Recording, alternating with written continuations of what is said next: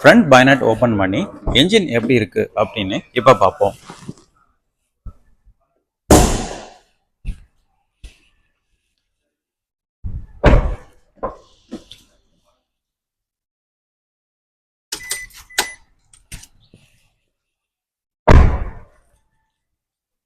மாருதியோட ஃபேமஸான 1.0 litre next gen K series dual jet dual VVT engine தான் இந்த வண்டிக்கு பிளேஸ் பண்ணியிருக்கிறாங்க. ஃபியூல் எக்கனாமிக் பொறுத்தவரையில் ரொம்பவே சூப்பராக கிடைக்கிற மாதிரி பண்ணியிருக்கிறாங்க.